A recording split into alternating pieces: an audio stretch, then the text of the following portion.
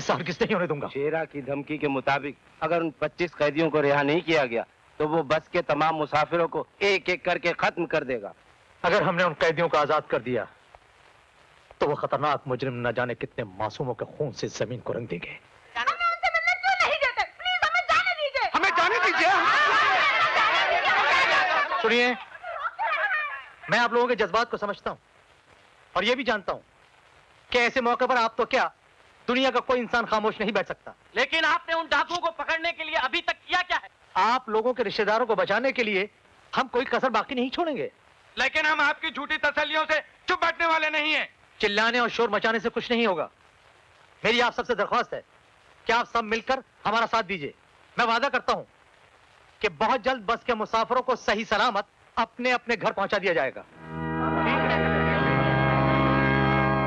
शेरा ने ये ऐलान किया है कि अगर उसके 25 साथियों को रिहा न किया गया तो वो एक एक करके अगवा किए हुए सारे लोगों के टुकड़े टुकड़े करवा देगा। भाई वाह, क्या धमकी है। सरकार को हिलाने का काम जो बड़े बड़े अपोजिशन लीडर नहीं कर सके, शेरा ने कर दिखाया। ये प्लान अकेले शेरा का नहीं था, इस नाचीज का भी था। ओह, दिमाग की ताकत हमारी थी, बाजू की ताकत शेरा की थी। जी जी, वो तो है। हुजूर की अक्ल के कदमों पर तो बड़े बड़े पहाड़ तक सर झुकाते हैं। अब देखिएगा ये सरकार कागज की कश्ती की तरह कैसे डगमगा जाती है। यहाँ एक बच्चा या औरत मारी गई और वहां सरकार ने घबरा कर फौरन उन 25 कैदियों को छोड़ दिया। पर जगन से आप उन 25 कैदियों का करेंगे क्या? हंगामे, दंगे, फसाद। उन कैदियों को देश के कोने कोने में भेजेंगे, फिर धर्म के नाम पर, मजहब के नाम पर, सियासत के नाम पर इतने हंगामे कराएंगे कि ये सरकार हिल कर रह जाएगी। जगन सेठ, आप इतने बड़े हंगामे तो मत करवाइए। कहीं ऐसा ना हो कि बलवे की आग हमारे दामन तक पहुंच जाए। आग हमारे दामन तक न पहुंचे इसीलिए तो आपको रखा है। हम आग लगाते जाएंगे, आप बुझाते जाइएगा।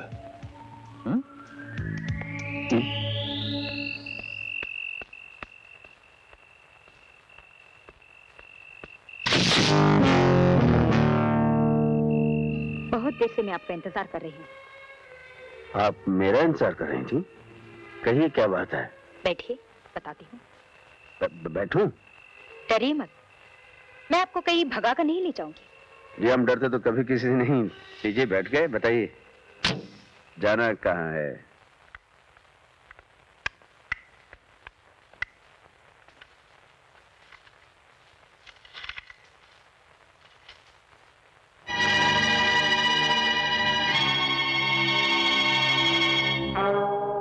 साहब। अमर, तुमने इस इलाके से डाकू शेरा के कदम उखाड़कर अपनी बहादुरी का सबूत दिया है। सर, डाकू शेरा के कदम पूरी तरह उखड़े नहीं, क्योंकि शेरा सिर्फ डाकू ही नहीं, बहुत बड़ा टेररिस्ट भी है। और आप अच्छी तरह जानते हैं कि हर टेररिस्ट के पीछे किसी न किसी बड़े आदमी का हाथ जरूर होता है। और सबसे पहले मुझे उस आदमी के हाथ काटने। तुम्हें किसी पर शक है? शक तो है सर, लेकिन सबूत नहीं मिल रहा। कौन है वो? जगन सेठ। जगन सेठ बहुत बड़ा दौलतमंद है ना, इसलिए उसने दौलत की चादर के नीचे अपने गुनाहों को दफन कर रखा है। मुझे उम्मीद है कि एक ना एक दिन तुम उसके खिलाफ सबूत जरूर ढूंढ निकालोगे। I need your good wishes sir. All the best. Thank you sir. उसे कुचल के रख दो।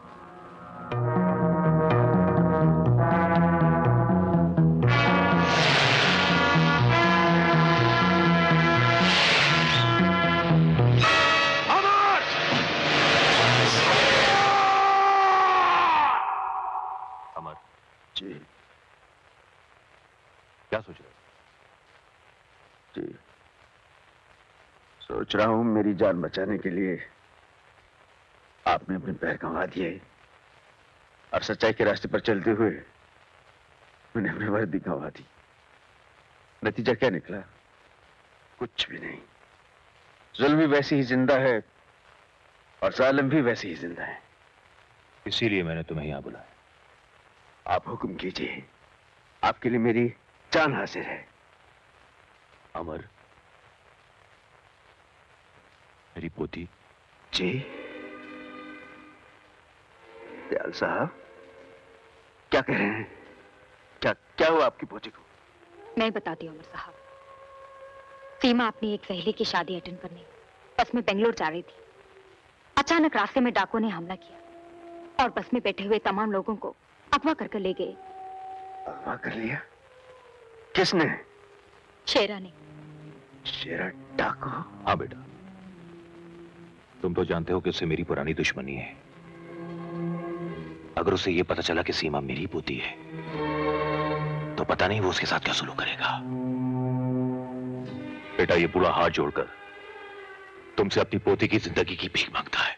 दयाल साहब, ये क्या कर रहे हैं आप? आप क्यों शर्मिंदा कर रहे हैं मुझे?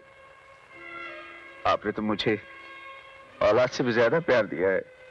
मुझे पढ़ाया लिखाया, पुलिस की वर्दी दिलवाई, और उस दिन अपनी जान पर खेलकर मुझे नई जिंदगी दी आपने।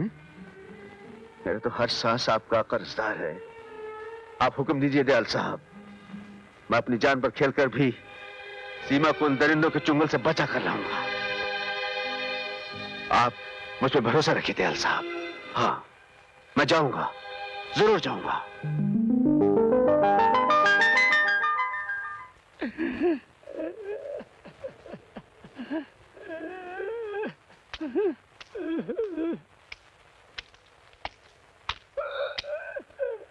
क्या हुआ बाबा? बच्चों की याद आ गई है बेटी। न जाने वो लोग किस हाल में होंगे। मेरे सिवा इस दुनिया में उनका कोई भी नहीं है, कोई भी नहीं है, कोई भी नहीं है। धीरज रखो बाबा, सब ठीक हो जाएगा। और भी मेरे दादा दयाल तो पुलिस कमिश्नर रह चुके हैं। उनकी इस डाकू शेरा से बहुत पुरानी दुश्मनी है। जब उन्हें मालूम पड़ेगा इस डाकू ने उनकी पोती को उठा लिया है तो हमें बचाने के लिए जरूर कुछ ना कुछ करेंगे। सच बेटी? हाँ बाबा, लेकिन मैं उनकी पोती हूँ, इस बात का किसी को पता ना चले। आदाब अर्ज़। जीते रहो बेटा। कैसे आना हुआ? खैरियत तो है? रहीम चाचा, जब मैं पुलिस ऑफिसर था आपने कानून के दुश्मनों के नाम और पते बताकर मेरी बहुत मदद की थी। आज मैं एक कड़े इम्तिहान से गुजरा हूं। मुझे आपकी मदद चाहिए। हुक्म करो बेटा। मुझे कासिम अली और करण का पता चाहिए। करण के बारे में तो फिलहाल कुछ खबर नहीं है। अलबत्ता कासिम अली कहाँ होगा ये मैं जानता हूँ। कहाँ होगा वो इस वक्त?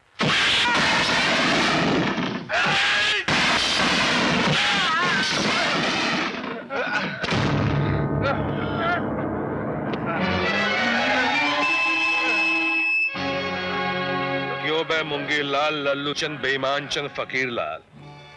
मेरा नाम कासिम अली बरकत अली शमशेर बहादुर नवाब तोपची है। जब मैं मिलिट्री में था तो इन हाथों से इतनी गोलियां चला चुका हूं कि बंदूक से निकली हुई गोली अगर मेरे हाथों की पकड़ में आ जाए तो अंदर ही फड़फड़ा कर दम तोड़ देगी, साले बाहर नहीं निकलेंगे। इसीलिए कहता हूं कि दोबारा कभी भी कासिम अली बरकत अली के साथ चीटिंग करने की कोशिश मत करना, ना ही आस्तीन से पत्ते निकालने की कोशिश करना, वरना जब तू घर लौट कर जाएगा बेटा तो ना तेरे पास हाथ रहेगा और ना ही आस्तीन। समझ गया? समझ गया। अब निकल ले लल्लू, पतली गली से खंबा बचा के फट। चल बे चपड़गंजू, चल। एक 300 की चाल मेरी, एक 300 मेरी भी। चाल का माल तो डाल बाप। बड़ा बेभरोसे का आदमी है बे, साला मर जाएगा तो कफन नसीब नहीं होगा। बीवी फटेली साड़ी में लपेट कर डाल आएगी अंदर। ये ले 1000 की अंगूठी है, इसमें से 300 डाल रहा हूं। शो कर जल्दी। अब कासिम अली बरकत अली जंग बहादुर नवाब तोपची की अंगूठी को तू हाथ लगा रहा है? जब हमने कह दिया 1000 की है तो 1000 की है, और अभी भी समझ में नहीं आया तो तेरे को समझा कर बताऊं? नहीं समझ गया। समझ गया बाप। शो कर।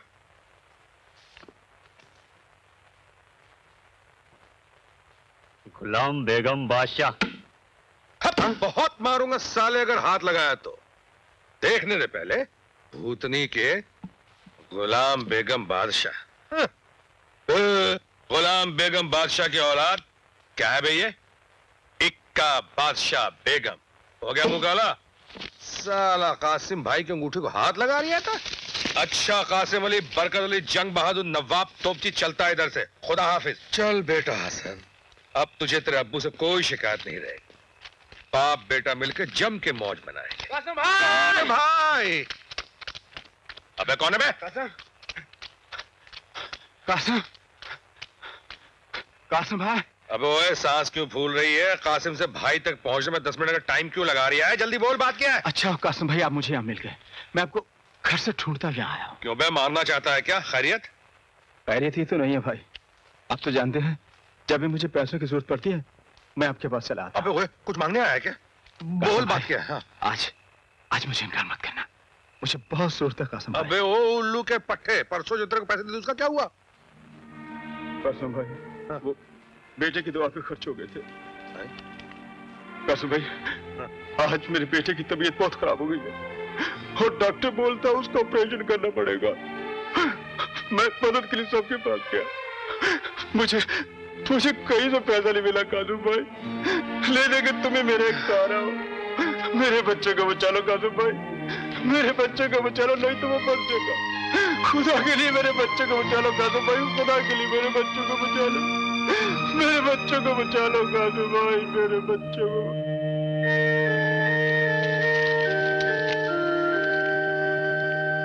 बहुत बहुत शुक्रिया कासिम भाई, बहुत बहुत शुक्रिया कासिम भाई, बहुत बहुत शुक्रिया। या खुदा, यही तेरी मर्जी।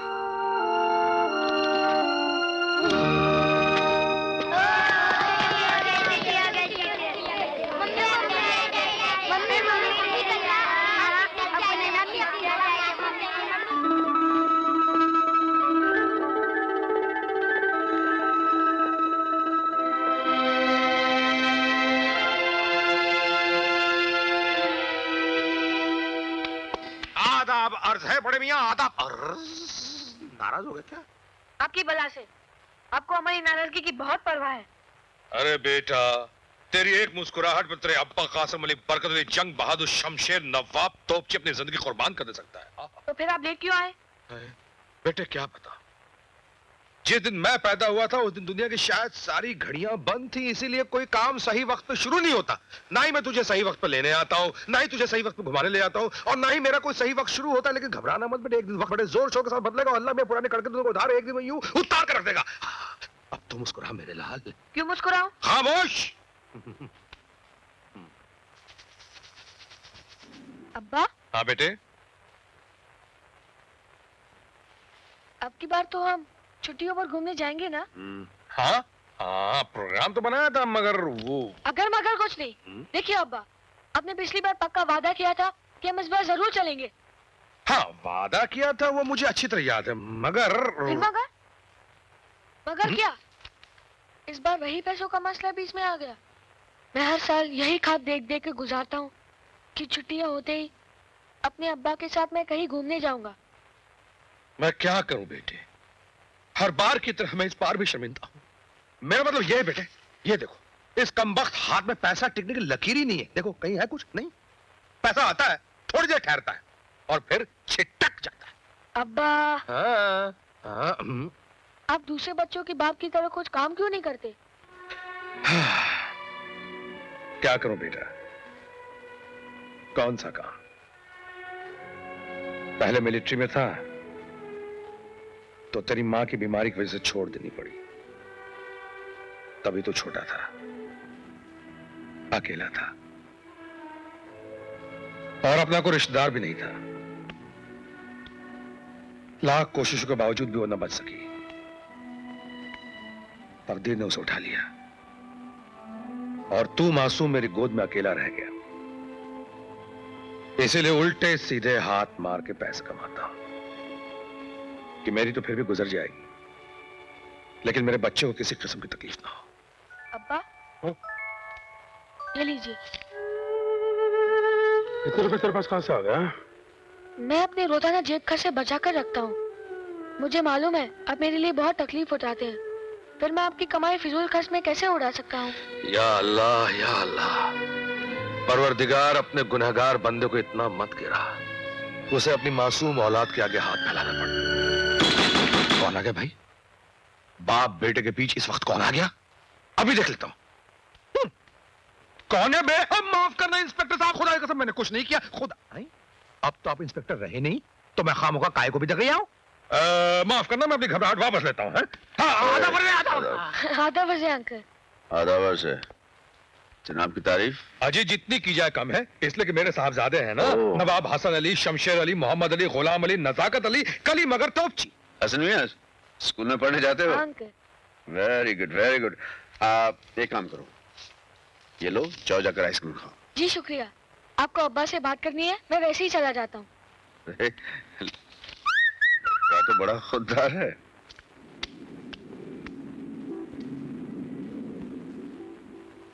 हाँ तो फरमाइए। 1 लाख रुपया कमाना चाहते हो? 1 लाख?